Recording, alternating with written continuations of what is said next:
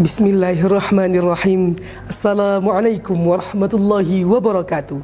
Hamdan wa syukran lillah, salatan wa salaman ala rasulillah, wa ala alihi wa sahbihi wa mawalah. Amma ba'.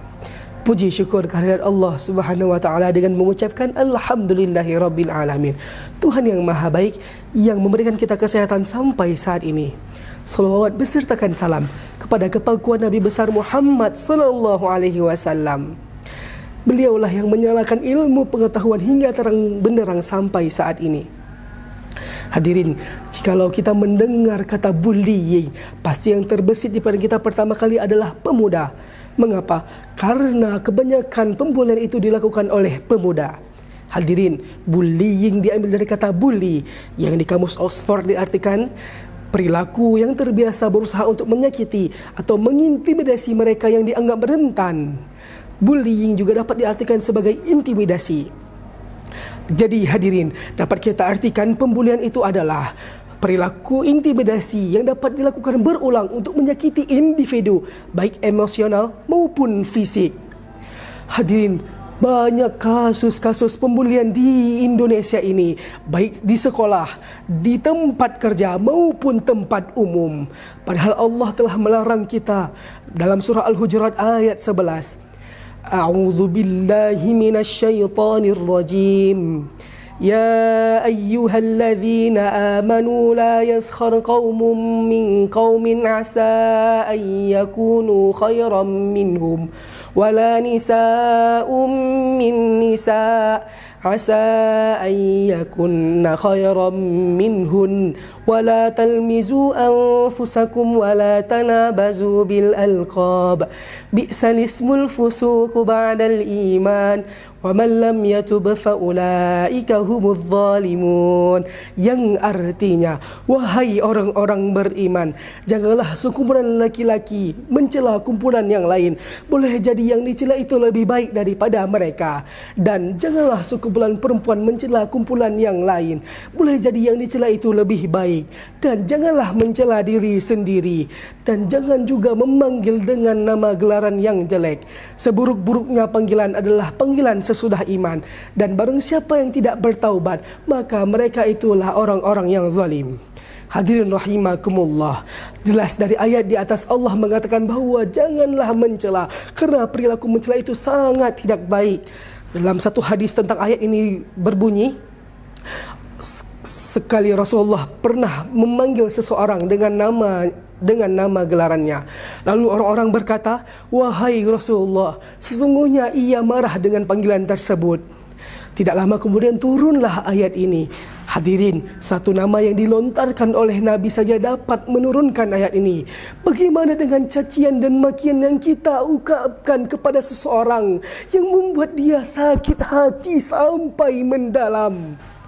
Hadirin rahimakumullah, dalam tafsir Wajiz dikatakan bahawa Allah memerintahkan kita untuk bersaudara dan menjaga persaudaraan itu. Imam Ibnu Katsir mengatakan bahawa Allah meralang perilaku sikhriyah terhadap manusia, yaitu sikap merendahkan orang lain dan menghina mereka. Justru itulah yang terjadi, hadirin. Seseorang muslim mencela muslim yang lain, berkelahi, membuli hingga membunuh.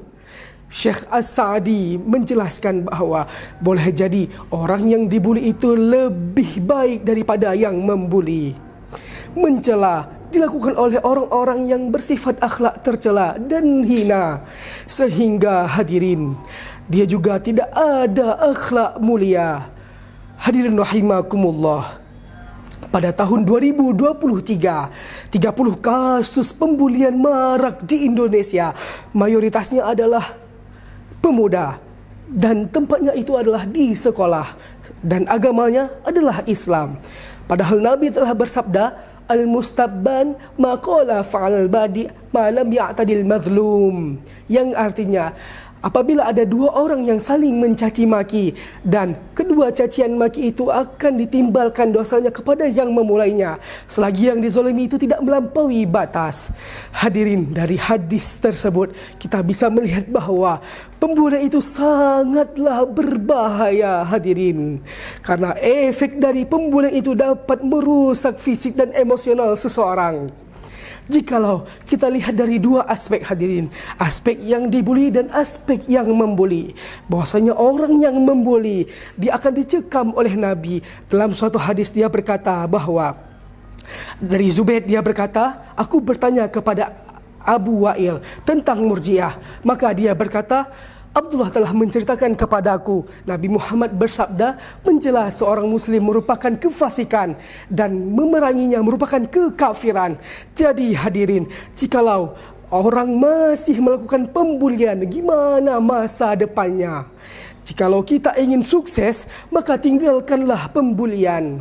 Jikalau kita lihat dari aspek yang dibuli, orang yang dibuli akan merasa terpendam di dalam hati. Dia akan dendam dan dia akan mengasingkan diri dari orang lain. Dia tidak bisa mengembangkan diri dan menuntut ilmu hingga tinggi karena dia menjadi orang yang introvert hadirin. Maka dari itu, mari kita mencegah dan mengatakan tidak terhadap pembulian, karena masih banyak pekerjaan yang mendapat manfaat yang lebih banyak. Maka Nabi pernah berkata, sesungguhnya perbuatan baik itu di atas segala sesuatu. Hadirin rahimakumullah, mari kita mencabut setangkai padi untuk makan adik, kakak dan adik. Marilah tinggalkan perbuatan boli untuk masa depan yang lebih baik. Hadanallahu wa iyyakum ajmain. Assalamualaikum warahmatullahi wabarakatuh.